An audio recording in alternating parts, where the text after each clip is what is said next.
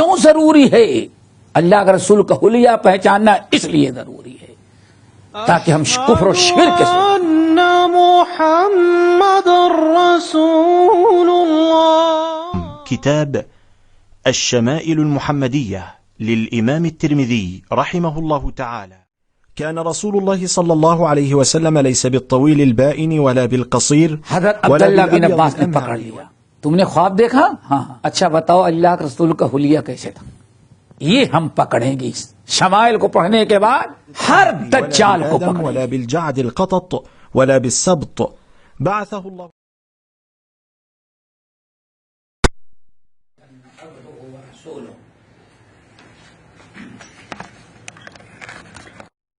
أما بعد فإن خير الحديث كتاب الله وخير الهدي هدي محمد صلى الله عليه وسلم وشر الأمور محدثاتها وكل محدثة بدعة وكل بدعة ضلالة وكل ضلالة في النار. محترم حضرات، یہ نبی علیہ السلام کے بڑھاپے یعنی آپ کے بالوں کی سفیدی کے متعلق گفتگو چل رہی تھی اور کئی حدیثیں اس سلسلے میں گزری ہیں. اسی کے متعلق کچھ احادیث اور ہیں جو آج پیش کر رہے ہیں ہم. امام ترمذی رحمۃ اللہ علیہ کہتے ہیں ہم کو حدیث سنایا امام سفیان ابن وکیع نے، اور وہ کہتے ہیں ہم سے حدیث بیان کیا محمد بن بشر نے. محمد بن بشر کہتے ہیں روایت کرتے ہیں علی بن صالح سے، اور علی بن صالح روایت کرتے ہیں ابو اسحاق، اور ابو اسحاق روایت کرتے ہیں ابو جحیفہ رضی اللہ تعالی عنہ. صحابی جو ہیں وہ ابو جحیفہ رضی اللہ تعالی عنہ ہیں. کہتے ہیں کہ لوگوں نے کہا، قالو لوگوں نے کہا یعنی صحابہ کرام نے کہا یا رسول اللہ نراکا قد شبت. یا رسول اللہ ہم لوگ دیکھ رہے ہیں کہ آپ پر بڑھاپا بڑی تیزی سے طاری ہو رہا ہے. کیسے اندازہ لگا؟ بالوں کی سفیدی. اللہ کے رسول نے ارشاد فرمایا ہاں صحیح کہا تم نے. اور بعض لوگوں نے مطلب بتایا کہ سوال کو مطلب یا رسول اللہ آپ کو کیا پریشانی کیا ٹینشن، آپ کے بال کیسے سفید ہونے لگے؟ سبب پوچھ رہے تھے کہ آپ کے بڑھاپے اور آپ کے بالوں کے سفید ہونے کی وجہ کیا ہے. عام طور پر دنیا میں انسان جلدی بوڑھا ہونے لگے یا بال سفید ہونے لگے تو لوگ ایک فکر ہوتی ہے بھائی ان کا کوئی ٹینشن ہے جس کی وجہ سے یہ جلدی بوڑھے ہو گئے. اور آدمی کو احساس بھی ہوتا ہے کسی کا اللہ نہ کرے کبھی دو چار پے در پر مصیبتیں آ جائیں، اولاد کی انتقال کا کچھ اور، تو آدمی کیا کہتا ہے ہمیں ان حوادث نے بوڑھا کر دیا یا ہماری قبر توڑ دیا. یہ تو صحابہ کرام کے پوچھنے کا مقصد یہ تھا کہ یا رسول اللہ آپ کیوں بوڑھے ہو رہے ہیں، آپ کے بال کیوں سفید ہو رہے ہیں، آپ کو کوئی ٹینشن نہیں کوئی پریشانی نہیں؟ تو رسول اللہ صلی اللہ علیہ وسلم نے جواب دیا شیبتنی ہود و اخواتها. شیبتنی ہود و اخواتها. صحیح کہا تم لوگوں نے، ہم کو سورہ ہود اور اس کی اخوات اس کی بہنوں نے ہمیں بوڑھا کر دیا. بہنوں سے مراد یعنی اس جیسی صورتوں نے ہمارے بڑھاپا جو ہم کو طاری ہو رہا ہے اور اتنی تیزی سے جو ہمارے بال سفید ہو رہے ہیں اس کی وجہ کوئی نہیں صرف ایک ہے. کیا؟ شیبتنی سورۃ ہود و اخواتها. سورہ ہود اور اس کی بہنوں نے ہمیں بوڑھا کر دیا.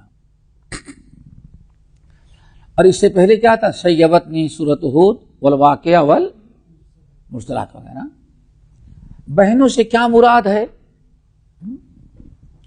بہنوں سے کیا مراد ہے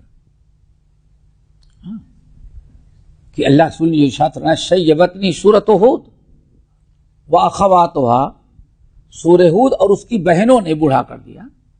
بہنوں کا کیا مطلب ہے؟ بہنوں کا، اس کی بہنوں کا مطلب یہ ہے جیسے سورۃ ہود میں قیامت کی ہولناکیاں بیان کی گئی ہیں، ایسے ہی ان صورتوں نے ہمیں بوڑھا کر دیا جن صورتوں میں قیامت کی ہولناکیاں اور اس کے مناظر بیان کیے گئے ہیں. قیامت کی فکر نے ہمیں بوڑھا کر دیا. اور خاص طور سے جسے بعض روایتوں میں آیا کہ اللہ رسول نے ارشاد فرمایا من سرہ ان ينظر الى یوم القیامہ کأنہ رأی عین، تم میں سے جو انسان قیامت کو اپنی آنکھوں سے دیکھنا چاہتا ہے کہ اس دنیا میں قیامت کیسے آئے گی، اپنی آنکھوں سے دیکھنا چاہتا ہے، تو آپ نے فرمایا اسے چاہیے کہ 3 سورتیں قرآن کی پڑھا کرے. اذا الشمس کوورت، اذا السماء انفطرت، واذا السماء انشقت. یہ 3 سورتیں آپ نے نشاندہی کر دی کہ مراد قیامت کی فکر ہے. یہ ہے حدیث کا مطلب. ترجمہ، یہاں ہمیں ایک بڑی عظیم ترین چیز جو سامنے آتی ہے وہ یہ کہ قرآن کی تاثیر، قرآن کتنا مؤثر کتاب ہے، کس قدر تاثیر ہے اس کی کہ انسان کو قرآن بوڑھا بنا دیتا ہے.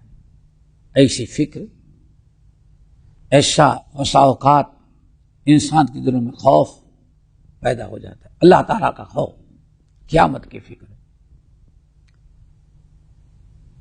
اور یہیں سے معلوم پڑتا ہے جو ہم کو چاہیے کہ قرآن پر ہمیشہ غور و فکر تدبر کیا جائے.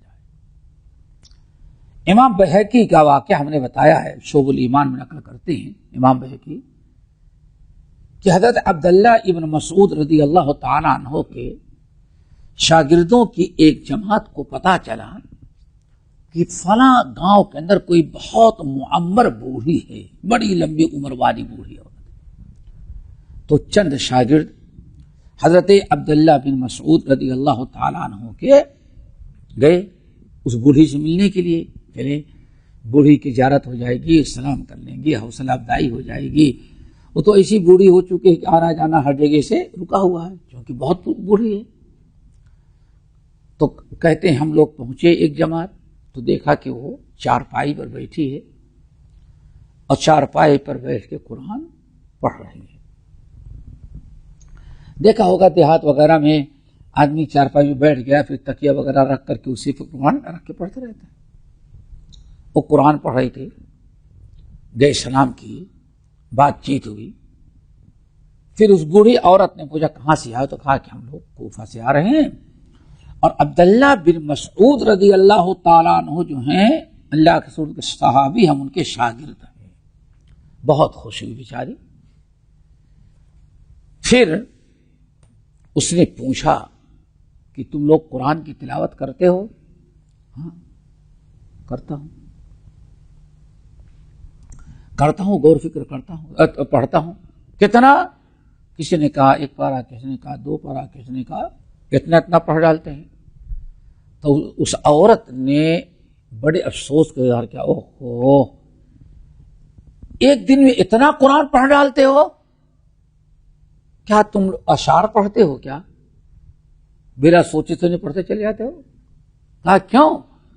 کہا تم لوگ کیسے پڑھتے ہو روزانہ اتنا قرآن؟ اللہ کی قسم سورہ ہود میں پڑھ رہے ہوں 6 مہینے ہو گئے لیکن ابھی پوری نہیں ہوئی.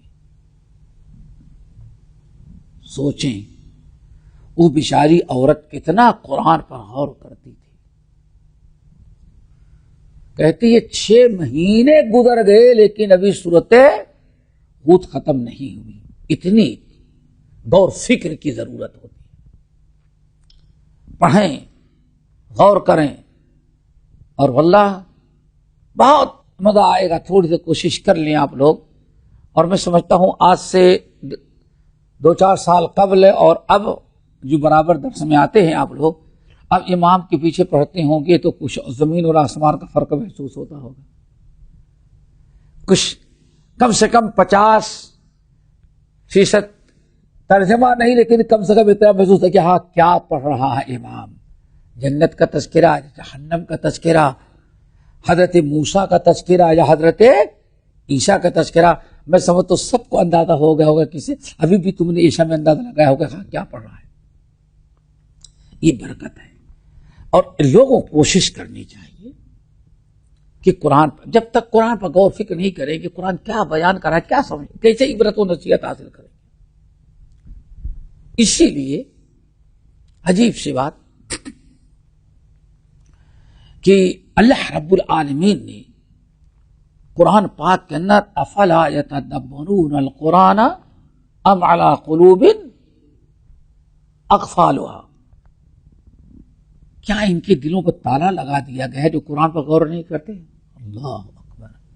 دیکھو افلا یتدبرون القرآن، یہ لوگ قرآن پر کیوں نہیں تدبر کرتے، کیوں نہیں غور و فکر کرتے. کیا ان کے دلوں پر تالا لگا دیا گیا ہے؟ یعنی تالا تو اللہ تعالیٰ نے نہیں لگایا ہے، کھلا رکھا ہے تاکہ قرآن پر غور و فکر کریں. تو اسی لیے فما لہؤلاء القوم قوم لا یکادون یفقہون حدیثا، ان لوگوں کو کیا ہو گیا ہے جو سمجھتے نہیں. تو کوشش ہی کی جائے، اور کوشش کرنے کے بعد سب کچھ آ جاتا ہے. قرآن پر غور فکر جب انسان، واللہ کہتے ہیں ایک شخص کہتا ہے، مدراس کا نام سنا ہوگا، چنائی جس کو آج کہتے ہیں، چمڑے کا بڑا کاروبار وہاں ہوتا تھا. چنائی، امرتسر، پنجاب، امرتسر، اور اس طرح سے کلکتہ مین مارکیٹ تھی بڑی بڑی. ایک شخص چنائی کا رہنے والا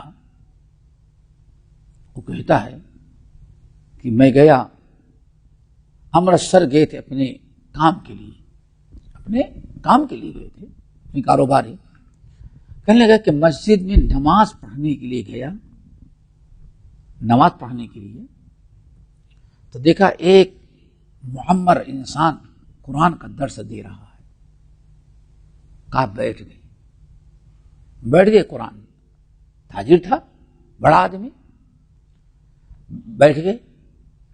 کہا کہ وہ عجیب انداز تھا، زندگی میں پہلی مرتبہ قرآن کا ترجمہ سننے کو، تفسیر درس قرآن سن رہا تھا. کہا کہ واللہ یہ شخص بوڑھا جب کہتا تھا کہ درس اللہ اکبر کہتا ہے تو کہتے دل چاہتا تھا اس کے قدموں کو چوم لے. اتنا لطف آتا تھا، اتنا مزہ آتا تھا. ایک عجیب و غریب کوئی تاجر تھا، تاجر گیا. مولانا عبد الجبار غزنوی کی قصہ تھا جو بتایا ابھی. مولانا عبد الجبار غزنوی رحمت اللہ علیہ کی مسجد میں ٹھہر گیا.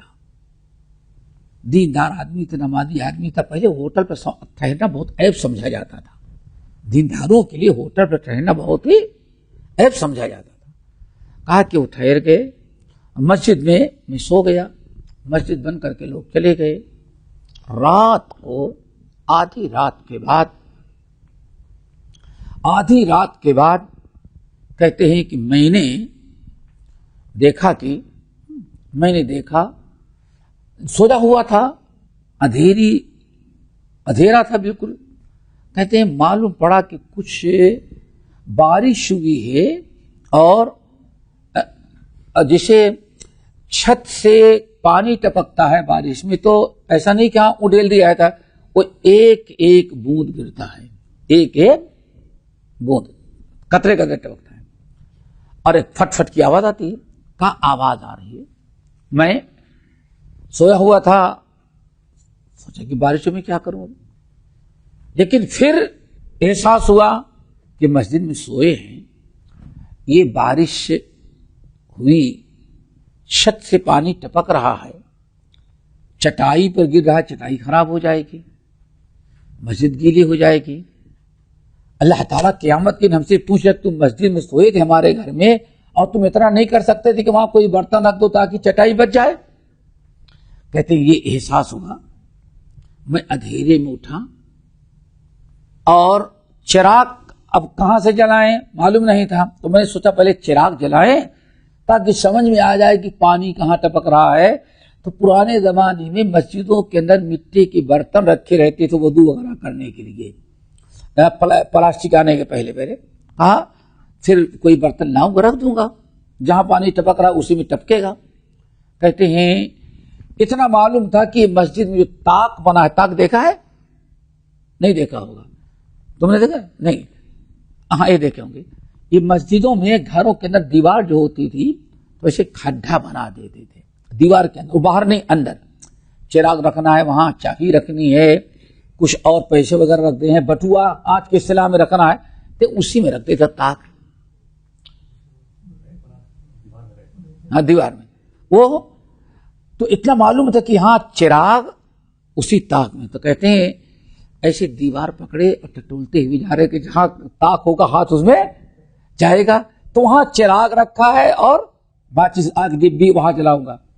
کہتے ہیں اندھوں کی طرح ٹٹولتے ہوئے گئے اور ہاتھ گیا طاق میں گیا، ٹٹولا تو ماچس مل گئی، اس کو جلایا اور چراغ جلا دیا. تھوڑا سا روشن ہوا تو میں سوچا کہ اب جائیں دیکھیں، اجالا ہوا نا تھوڑا سا، اب برتن لے کے آئے. کہا جب مڑ کر کے دیکھا تو بارش نہیں ہوئی تھی، مولانا عبد الجبار غزنوی رحمت اللہ علیہ تھے، کھڑے ہو کر کے تہجد کی نماز پڑھ رہے ہیں. اور تہجد کی نماز میں جب کہیں جنت و جہنم وغیرہ کی آیت آتی ہیں تو اس قدر وہ روتے تھے ذرا قطار کی آنکھوں سے آنسو ٹپک کر کے وہ کہاں چٹائی پر اور اس طرح سے چٹائی پر آواز آتی، وہ آنسو تھا، ہم کو نے بارش اس کو سمجھا تھا. ایک کب ہوگا جب انسان تدبر کرے. اس لیے قرآن پر تدبر کرنے، غور فکر کرنے کا بہت ہی زیادہ حکم دیا گیا، اور کوشش کرنی چاہیے کہ کم سے کم ہمارے اندر معلوم ہو کہ ہاں قرآن کیا کہہ رہا ہے. زیادہ تفسیر نہیں تو کم سے کم معنی تو مفہوم تو واضح ہونا چاہیے، ہاں جنت کا جہنم کا یہ قصہ بیان کیا گیا تو اور آج اس میں کیا عبرت ہونا چاہیے، یہ سب ہونا چاہیے. اور جب انسان یاد رکھے، جب قرآن پر خوب غور و فکر کرے گا، تدبر کرے گا، تو پھر اپنی اصلاح کی فکر ہوگی، آخرت کی فکر پیدا ہوگی، دنیا کی بے رغبتی پیدا ہوگی. کیوں؟ آپ دیکھیں کہ پورا قرآن شروع سے آخر تک زہد کی، تقوی کی دعوت دیتا ہے. جگہ بجگہ کلا بل تحبون العاجلہ وتذرون الآخرہ. میرے بندو تم بڑے خسارے میں جا رہے ہو. کیوں خسارے میں جا رہے ہو؟ تم دنیا سے زیادہ محبت کرتے ہو اور آخرت سے کم محبت کرتے ہو. ان هؤلاء يحبون العاجلہ ويذرون وراءهم يوما ثقیلا. اے نبی ان کو کیسے ہدایت ملے گی، کیسے ان کے دل میں بات اترے گی؟ چونکہ یہ تو ایسے ہیں کہ ان کے دل میں دین اور آخرت کی فکر پر دنیا کی محبت غالب ہے. تو انسان جب غور و فکر کرے گا تو اس کے اندر اصلاح کا جذبہ پیدا ہوگا. اسی لیے کہا جاتا ہے جب انسان قرآن خوب کثرت سے پڑھے گا، تدبر کرے گا، تو اس سے آخرت کی فکر پیدا ہوگی اور دنیا سے بے رغبتی پیدا ہوگی۔ نبی علیہ الصلوۃ والسلام کی دعا جو سنن ترمذی کے اندر بڑی طویل ہے، تراویح کی نماز میں وتر کے اندر ہم لوگ رمضان میں سنتے رہتے ہیں، اللہم اقسم لنا من خشیتک ما تحول بیننا وبین معصیتک، پورا پڑھ ڈالے۔ اس میں ایک دعا ہے جو بہت ضروری ہے یاد کرنا، اللہم لا تجعل الدنیا اکبر ہمنا ولا مبلغ علمنا۔ اللہ اکبر۔ اس دعا کا ایک ایک جملہ جو ہے سمجھنا چاہیے اور آدمی غور فکر کرے، کتنی پیاری بات، پیارے نبی رو رو کر دعائیں کریں، اللہم لا تجعل الدنیا اکبر ہمنا، اللہ دنیا سب سے بڑا مقصد ہمارا نہیں بنانا۔ اب یہاں سے دو چیزیں ہیں، دنیا کی فکر کرنا بھی ضروری ہے، دنیا کی فکر کرنا ضروری ہے۔ زین للناس حب الشہوات من النساء والبنین والقناطیر المقنطرة من الذهب والفضة والخیل المسومة والانعام والحرث ذلك متاع الحیات الدنیا۔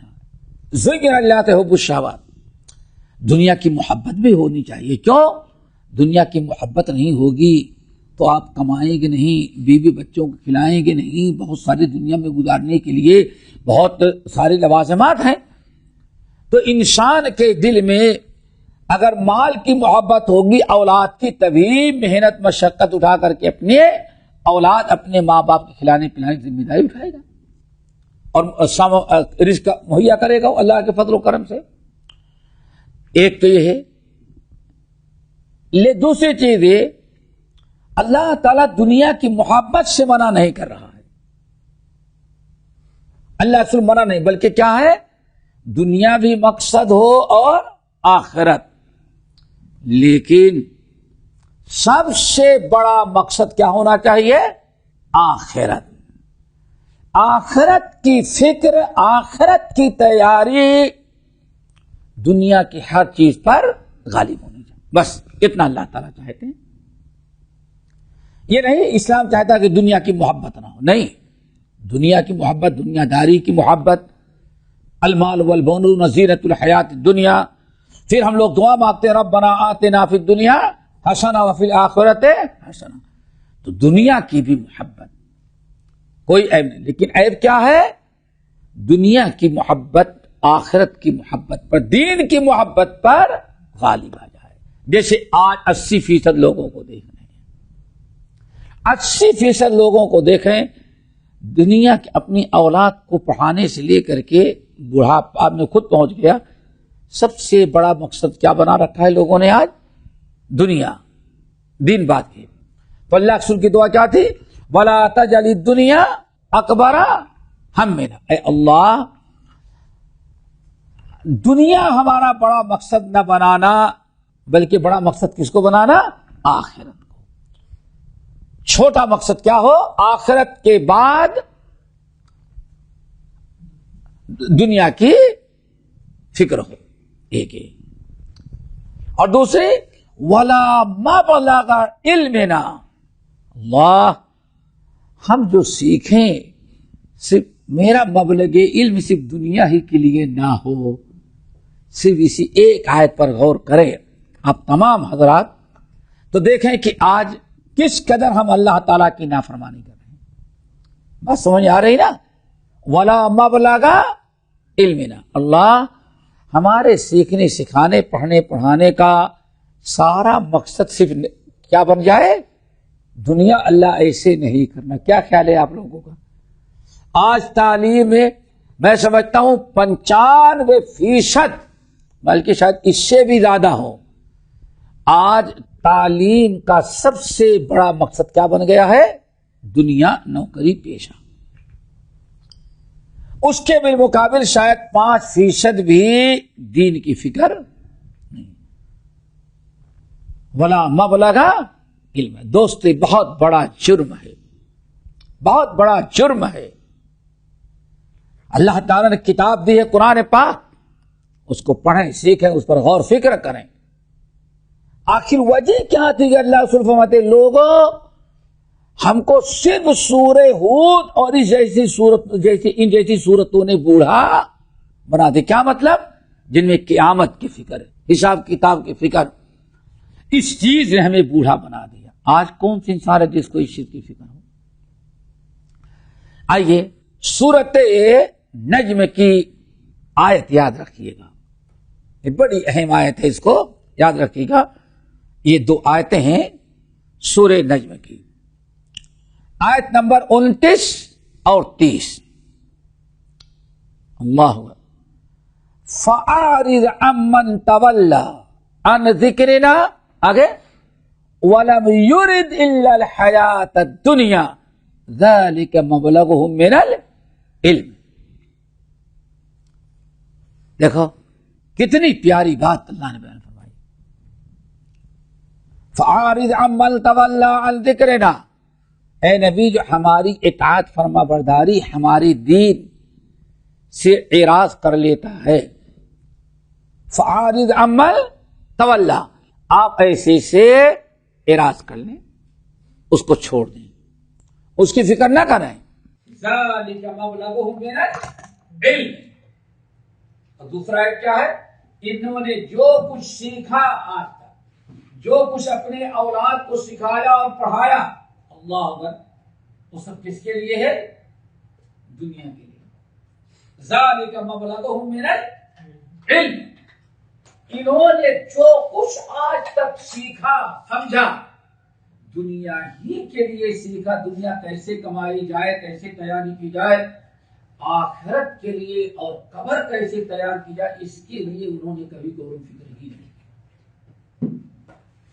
دوستو اس لیے اس آیت پر یہ حدیث بات چل رہی تھی، اس حدیث میں کہ اللہ سے فرماتے ہیں ہم کو سورہ ہود اور اس کی بہنوں نے، یہ تو سورہ واقعہ، مرسلات، عما یتساءلون، اس قسم کی صورتوں نے ہمیں بوڑھا بیان کر دے۔ کیوں؟ اللہ رسول غور فکر کرتے، سارا قیامت کا منظر اپنے سامنے ہوتا، ہولناکی، خوف، یہ ساری چیزیں۔ اور آپ نے کیا فرمایا؟ جو انسان من سرہ، جو انسان تم میں سے چاہتا ہے کہ قیامت کے منظر کو اپنی آنکھ، اس صورتیں یاد رکھے اور ان پر غور و فکر کریں، پڑھا کریں۔ 3 صورتوں پر غور کریں۔ نمبر 1، اذا الشمس کوورت،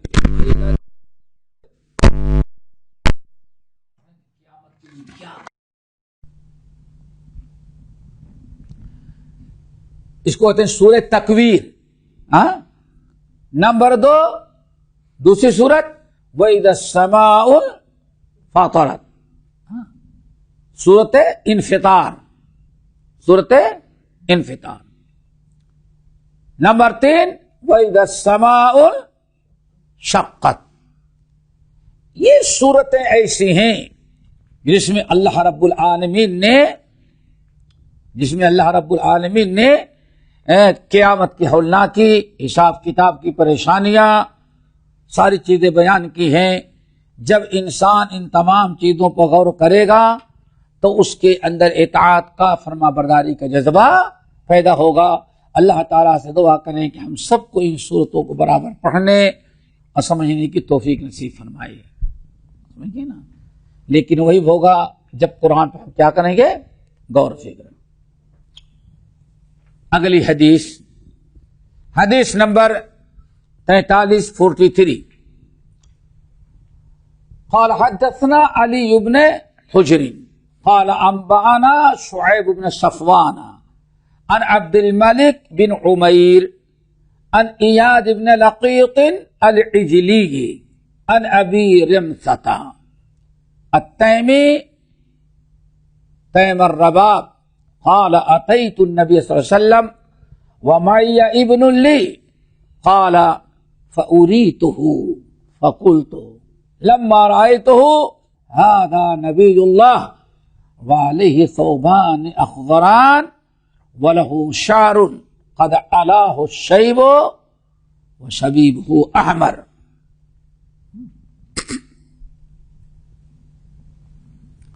یہ امام ترمذی رحمۃ اللہ علیہ روایت کرتے ہیں علی ابن حجر السعدی سے، اور روایت کرتے ہیں شعیب ابن صفوان سے، اور روایت کرتے ہیں عبد الملک بن عمیر سے. عبد الملک نے روایت کیا ایاد ابن لقیط العجلی سے، اور وہ کہتے ہیں روایت کرتے ہیں ابو رمسہ التیمی تیم الرباب قال اتیت النبی صلی اللہ علیہ وسلم. ابو رمسہ التیمی کہتے ہیں ہم نبی علیہ الصلوۃ والسلام کے پاس آئے. کون آیا؟ ابو رمسہ. وَمَيَّ ابن لی، اور میرے ساتھ ہمارا بیٹا تھا، اور مجھے دکھایا کہ دیکھو اللہ رسول بیٹھے ہوئے ہیں.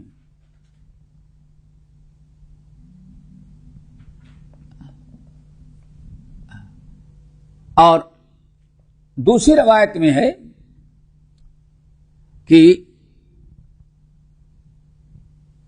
یہی حدیث تھی، یہی حدیث کوئی چھوٹی نہیں ہے. کہتے ہیں کہ نبی آیا اور میرے ساتھ ہمارا بچہ تھا، میں انہیں اس کو دکھایا کہ اللہ رسول ہیں. لما رأیتہ، جب میں نے نبی علیہ الصلوۃ والسلام کو دیکھا تو کہا لا نبی اللہ، بیٹے دیکھ لو یہی اللہ کے نبی ہیں. وعلیہ ثوبان اخضران، اور ہم نے دو کپڑے کیا کہتے ہیں ہرے پیلے کے گرین کلر کے دو کپڑے تھے. وَلَهُ شَعْرٌ، اور آپ کے بال تھے، یعنی سر پر بال تھے. قَدْ عَلَاهُ الشَّيْبُ، اور میں نے دیکھا آپ کے بڑھاپا، آپ کا بڑھاپا بالکل نظر آ رہا تھا. علا یعنی ظاہر تھا، ہمارے دیکھنے میں آ رہا تھا. بڑھاپے سے مراد سفیدی، سفید بال برابر بالکل ظاہر و آیا تھے، نظر آ رہے تھے. لیکن بڑھاپا تو نظر آ رہا تھا، لیکن بالوں کی سفیدی نہیں نظر آ رہی تھی. کیوں؟ بال ہم کو سرخ نظر آ رہے تھے. بال سرخ نظر آ رہے تھے. اللہ اکبر. یعنی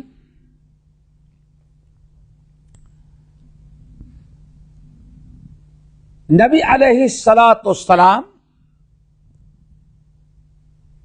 کے بال پکے نظر آ رہے تھے، بڑھاپا نظر آ رہا تھا، لیکن آپ نے اس کو رنگ رکھا تھا کس میں؟ سرخی غالب تھی، اسی لیے سفید نظر نہیں آ رہے تھے. لیکن جو بال سرخ تھے اس سے پتا چل رہا تھا کہ ہاں آپ بوڑھے ہو رہے ہیں، آپ کے بال سفید ہو رہے ہیں. کیوں؟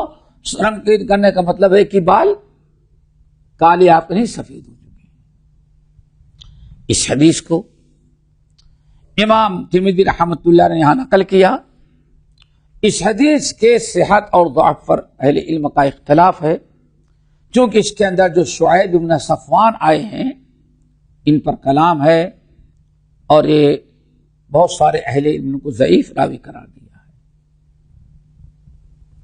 یہ اصل میں اب یہاں دو چیزیں ہیں. پہلی چیز تو یہ ہے کہ کہتے ہیں میں آنے لگا تو اپنے ساتھ اپنے بیٹے کو لے کر کے آیا. ہاں دوستو، اس سے پہلے بھی آئی تھی، لیکن بہت سارے صحابہ کرام کا تذکرہ آتا ہے کہ ہم اللہ رسول کی خدمت گئے تو اپنے بیٹوں کو لے کر کے. یہ اس بات کی دلیل ہے. اور اہل علم شراح حدیث یہیں سے یہ بات کہتے ہیں کہ والدین کے اوپر جو اولاد کی تربیت اللہ نے فرض قرار دیا ہے، یا ایھا الذین آمنوا قوا انفسکم واہلیکم نارا، اے ایمان والو اپنے آپ کو اور اپنے اہل و عیال کو جہنم کی آگ سے بچاؤ۔ دیکھیں یہاں اللہ تعالیٰ دو فریضہ ہر مسلمان پر رکھا ہے، خود اپنی اصلاح جہنم سے بچنا، اور نمبر دو اپنی اولاد کو جہنم سے بچانا۔ امیر المومنین علی بن ابی طالب رضی اللہ تعالیٰ عنہ کہتے ہیں کہ اس آیت میں جو اللہ تعالیٰ نے دو ذمہ داری مومن کے اوپر ڈال لی ہے، ایک تو اپنی اصلاح اپنے آپ کو جہنم سے بچانا، اور دوسرے اپنی اولاد کو جہنم سے بچانا۔ اب دونوں کو جہنم سے بچانے کا انداز الگ الگ ہے۔ حضرت علی رضی اللہ تعالیٰ کہتے ہیں انداز دونوں کا الگ الگ ہے۔ اپنے آپ کو بچانے کا مطلب یہ ہے ایمان اور عمل صالح کرے اور برائیوں سے اپنے آپ کو بچائے، ٹھیک ہے نا؟ اور اپنی اولاد کو جہنم سے بچانے کا مطلب یہ ہے کہ ان کی صحیح تعلیم و تربیت کی جائے۔ اسی لیے علی رضی اللہ تعالیٰ اے علموہم الخیر وادبوہم، اے لوگو اولاد کو جہنم سے بچانے کا حکم جو اللہ نے دیا ہے، اس کا مطلب اولاد کو اسلامی تربیت کرو اور اسلامی آداب سکھاؤ۔ تو ہر آدمی اس بات پر دوستو غور کرے کہ دو فریضے ہمارے اوپر ہیں، اور اگر انسان نے اس فریضے کو ادا نہ کیا، اپنا اولاد کو ایسے چھوڑا، اپنی اولاد کو چھوڑ دیا، تو اللہ فرماتا ہے وَلَا يَحْمِلُنَّ أَثْقَالَهُمْ وَأَثْقَالًا مَعَ أَثْقَالِهِمْ، یہ ایسے لوگ ہیں کہ قیامت کے دن اپنا بھی بوجھ اٹھائیں گے اور اپنے ہی جیسے دوسروں کا بھی بوجھ اٹھائیں گے۔ تو جتنے بھائی ہمارے بہن ہیں سن رہے ہیں، سب اولاد کی تربیت کا خاص خیال رکھیں۔ اولاد کی تربیت کے جو مختلف انداز اور مختلف طریقے ہیں، ان میں سے ایک بہت بڑا طریقہ کیا ہے؟ آپ اپنی اولاد کو علمی محفلوں میں، علماء کے مجلسوں میں، دینی اجتماعات میں، جمعے کے خطبے میں، اور اسی طرح سے درس اور تدریس میں لے کر کے جائیں۔ اس سے فائدہ کیا ہوگا کہ آپ کی اولاد بچپنے سے جب علماء کے پاس بیٹھے گی، دینداروں کے پاس بیٹھے گی، مسجد میں جائیں گے، تو ایک بڑا فائدہ تو یہ ہوگا الحمدللہ کہ آپ جو سنتے ہیں وہ تو شاید آپ بھول جائیں، آپ جو سنتے ہیں وہ تو بھول جائیں، لیکن بچے جو ہیں وہ نہیں بھولتے۔ لیکن جب آپ کا پروگرام ہوتا تھا، دورہ وہاں ہمارے علاقے میں تبلیغی دورہ، کہتے ہمارے نانا جب آنے لگتے تو ہم کو اپنے ساتھ لے کر کے آتے تھے۔ نانا کے ساتھ، نانا جب آنے لگتے تو ہم کو اپنے ساتھ لے کر کے آتے۔ کہتے ہیں اسکول میں پڑھ رہا تھا، نانا جب لے کر کے آئے تو آتے بار بار آئے، تو اسی وقت ہمارے اندر شوق پیدا ہوا کہ ہم بھی کیا کریں، عالم بنیں۔ الحمدللہ انڈیا کے مشہور ادارے سے فارغ ہوئے، مدینہ یونیورسٹی فارغ ہوئے، داعی میں ہیں، مبلغ میں ہیں، بہت ساری چیزیں۔ تب جب اس قسم کے واقعات میں سنتا ہوں اور آتے ہمارے سامنے تو کہتا ہوں دیکھو کتنی بڑی حکمت تھی، بڑے لوگ، سمجھ گئے نا، بڑے لوگ کئی بہت سارے واقعات ایسے بتاتے ہیں ہم کو لوگ کہ ہم ایسے تھے، لیکن وہ کہیں والد صاحب کے ساتھ، کہیں دادا کے ساتھ، کہیں نانا کے ساتھ آپ کے پاس آتے رہے، تو یہ محفل کا بڑا اثر ہوتا ہے۔ اس لیے اولاد کے بارے میں ہمیشہ کوشش کریں بڑے لوگوں کے ساتھ، کہ محفلوں میں، دینی محفلوں میں، وعظ و نصیحت میں آپ ذرا سوچیں۔ اسی لیے نبی علیہ السلام نے 7 ہی سال کی عمر ہو جائے تو بچوں کو مسجد میں نماز پڑھنے اور مسجد میں آنے کی تاکید کی ہے۔ کیوں؟ جس زمانے میں نبی علیہ السلام نے تاکید کی تھی وہ زمانہ اس کے بعد بھی ایک عرصے دراز تک دین سیکھنے سکھانے کا کوئی ادارہ نہیں ہوتا تھا، صرف مسجد ہوتی تھی. مسجد ہی دین سیکھنے سکھانے پڑھنے کا سب کا ٹھکانہ ہوتا تھا. تو کوشش سے کریں کہ اپنی اولاد کے بارے میں یہ نقطہ یاد رکھیں کہ جب بھی کہیں کسی کے پاس آنا ہو، دینی محفل ہو، معمولی نہ سمجھیں. ممکن ہے کہ آپ کا بچہ جو آپ کے ساتھ آیا وہ آپ سے کہیں آگے دین میں سیکھنے سکھانے میں آگے بڑھ جائے. کوئی کچھ نہیں کہا جا سکتا کب انسان کے دل میں کیا پیدا ہو جائے. یہ وہاں یہاں سے بات آئی ذہن میں کہ ابو رمسا کیا کہتے ہیں، جب آیا تو میں اپنے ساتھ کس کو لے کے آیا تھا؟ اپنے بیٹے کو لے کے آیا تھا. چلو حدیث نمبر ایک حدیث ہے، باب ختم ہو گیا. اچھا آخری حدیث ہے. ہاں کون سا؟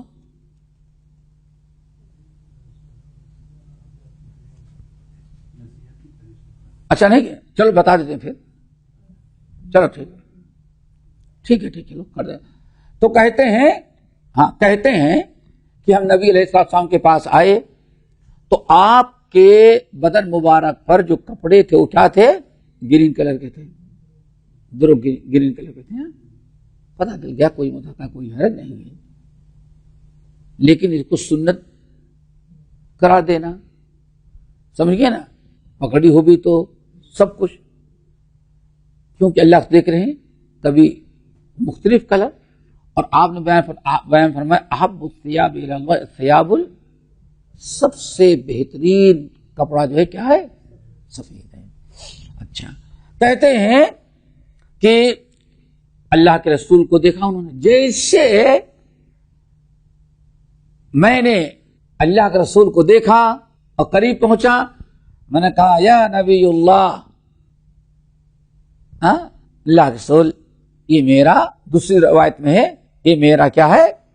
بیٹا ہے.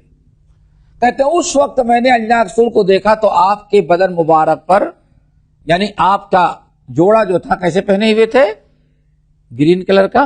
وَلَهُ شَعْرٌ، اور آپ کے جو بال تھے قد عَلَاهُ الشَّيْبُ، آپ کے بال بوڑھے ہو چکے تھے، آپ کے بالوں میں بڑھاپا آ چکا تھا.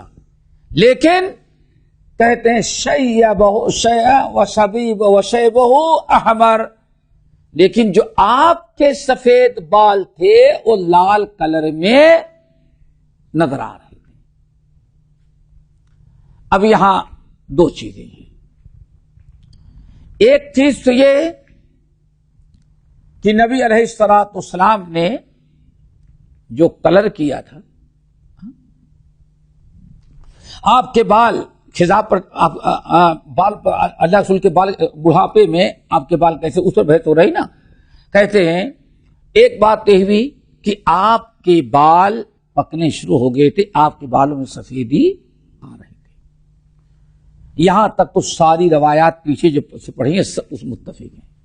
اس بات پر تو بالکل متفق ہیں کہ نبی علیہ السلام کے بال مبارک کیا تھے؟ سفید ہوئے تھے. لیکن کتنے تھے؟ وہ گنے چنے ہیں اور کہیں تھوڑے سے ہیں. تھوڑے ہیں، کسی نے عدد بیان کیا اور کسی نے عدد بیان نہیں کیا بلکہ قلیل مقدار بتا دی. کہتے ہیں ایک تو یہ کہ میں نے دیکھا کہ آپ کے بال پکے ہیں. نمبر دو، وہ آپ کے جو سفید بال تھے تھوڑے سے، وہ سفید نظر نہیں آ رہے تھے بلکہ وہ سرخ کیے ہوئے تھے. یہ دوسری چیز ہے کہ آپ نے اپنے بالوں کو لال کلر میں رنگ رکھا تھا. اب یہ لال کلر کیا تھا؟ یہاں اصل میں اس کو سمجھنا ہے. لال کلر کیا تھا؟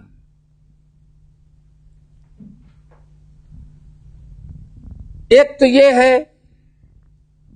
کہ آپ نے خضاب جو استعمال کیا تو وہ کیا تھا؟ سرخ کلر کا تھا. ہاں؟ ایک تو یہ. نمبر 2، دوسری روایتوں سے ملایا جائے تو کہتے ہیں پتہ یہ چلتا ہے کہ دیکھیں آدمی جب مختلف قسم کے تیل لگاتا ہے، یہ تو پیچھے گزر جو اللہ رسول کثرت سے تیل استعمال کرتے تھے اور یہ فائدہ مند ہے. ابھی بھی آپ نے دیکھا ہوگا کہ آپ کے والد دادا دن میں 24 گھنٹے میں ایک مرتبہ یا دوسرے تیسرے تیل لگاتے تھے اور باقاعدہ مالش بھی کرتے تھے اور بال 1.5-2 دن تک وہ تیل سے نظر آتے تیل لگا ہوا ہے. اس کی وجہ کیا تھی؟ یہ دماغ کی خرابت، آنکھوں کی روشنی، یہ سب چیزیں. تو نبی علیہ السلام جو تیل استعمال کرتے تھے، کبھی تیل استعمال کرنے سے بھی بالوں کا کلر بدل جاتا ہے. تو ہو سکتا ہے کہتے ہیں محدثین کہ مختلف کلر کے بال تیل استعمال کرتے تھے، تو ہو سکتا ہے کہ بعض تیل ایسے رہے ہوں کہ انسان یہاں رکھتا ہے تو تیل، لیکن اس کے لگانے کے بعد اس کی تاثیر الگ ہو جاتی ہے. بہرحال جو بھی ہو، اور ان تمام چیزوں کے ساتھ ساتھ سندن حدیث کیا ہے؟ وہ ضعیف ہے. ٹھیک ہے نا؟ چلیں.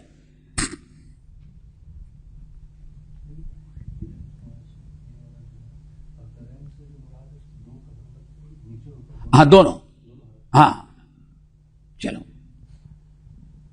اب چاہے وہ سلوار رہی ہو یا تہبند رہا ہو، لیکن جوڑے ہوتے مراد ہیں، 2 جوڑا.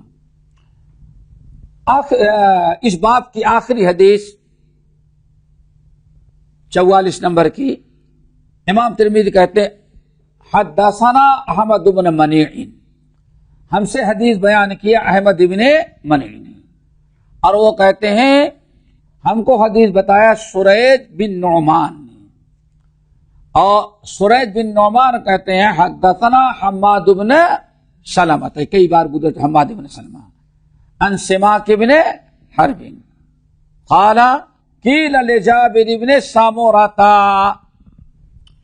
جابر بن سمرہ رضی اللہ تعالی عنہ سے پوچھا گیا. قیل کا مطلب کہا گیا، یعنی پوچھا گیا، اکان فی رأس رسول اللہ صلی اللہ علیہ وسلم شیب، کیا نبی علیہ السلام کے بالوں میں سفیدی آئی تھی؟ شیب یعنی بڑھاپا آ گیا تھا. قالا، کس نے کہا؟ جابر بن سمرہ، لم یکن فی رأس رسول اللہ صلی اللہ علیہ وسلم شیب، اللہ کے بندے نبی علیہ السلام کے بالوں میں کوئی سفیدی نہیں تھی. ٹھیک ہے نا؟ الا شعرات، مگر گنے چنے چند بال. ہاں چند بال.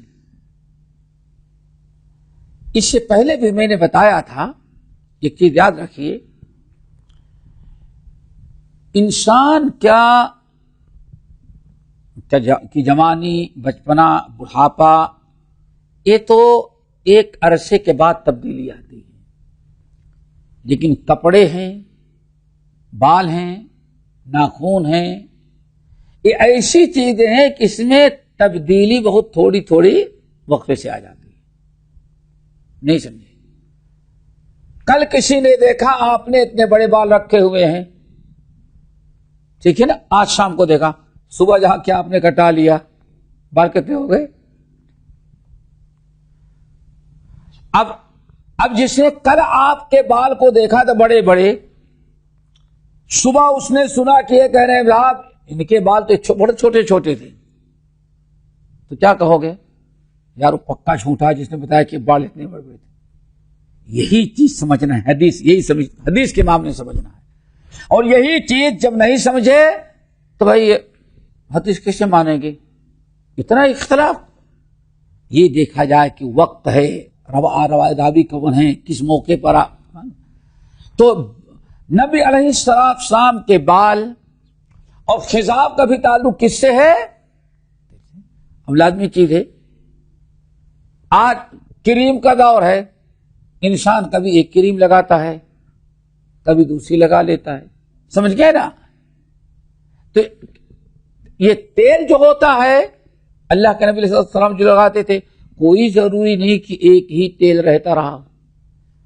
اور پھر یہی معاملہ ہے، ایک نے 6 مہینے پہلے دیکھا تھا اور اس نے کہا کہ میں نے دیکھا کہ اللہ کے رسول کے بالوں میں کچھ سفید بال تھے. ہو سکتا ہے 6 مہینے کے بعد ایک دوسرا دیکھے تو اس کے ڈبل ہو چکے ہوں. دیکھتے ہوں گے جب بال سفید ہونے لگتے تو ہفتے ہفتے میں فرق پڑ جاتا ہے.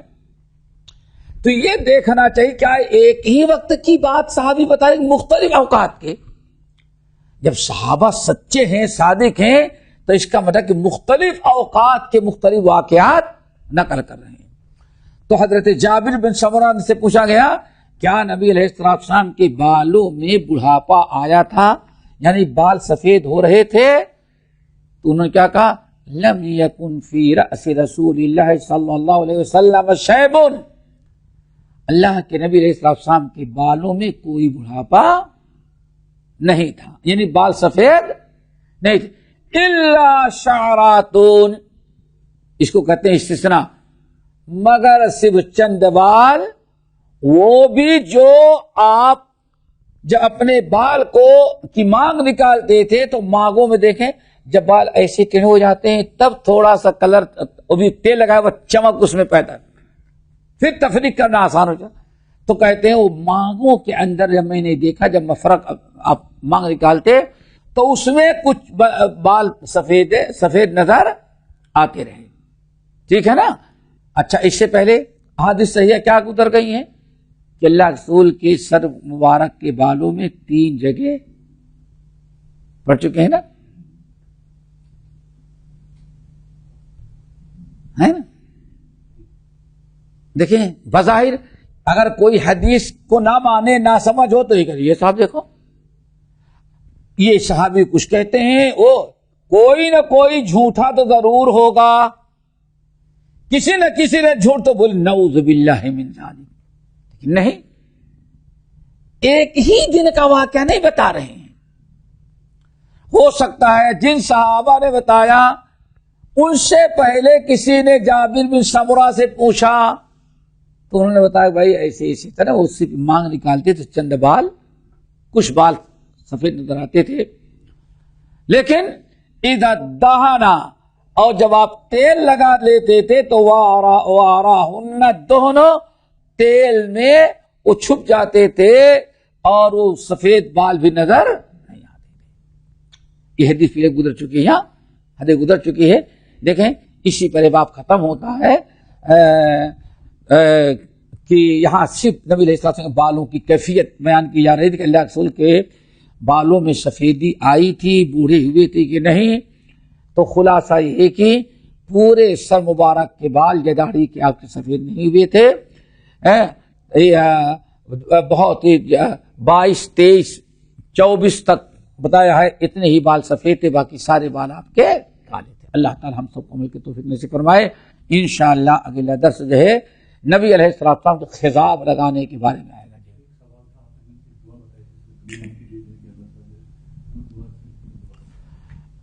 دعا بہت طویل ہے. اللہم اقسم لنا من خشیتک ما تحول بیننا وبین معاصیتک، سمجھ گئے نا؟ اور لیکن جو اس کے نہ 2 چیزیں بڑی اہم میں نے بتائی تھی. اللہم لا تجعل الدنیا اکبر ہمنا ولا مبلغ علمنا، لا تجعل الدنیا اکبر ہمنا ولا مبلغ علمنا. اے اللہ ہمارا سب سے بڑا مقصد دنیا نہ بنانا، دنیا میں آنے کا، بلکہ سب سے بڑا مقصد کیا بنانا؟ آخرت بنانا. اور اللہ تعالی ہم دنیا میں جتنا لکھیں پڑھیں صرف دنیا کے لیے نہ ہو، بلکہ اللہ تعالی ہمیں وہ علم دے جو علم آخرت کے لیے اللہ تعالی عمل کی توفیق دے. ہمارے چینل کو سبسکرائب کیجیے اور بیل آئیکن کو دبانا نہ بھولیں تاکہ آپ کو نئی ویڈیو برابر ملتی رہیں. لائک اور شیئر کرنا نہ بھولیے.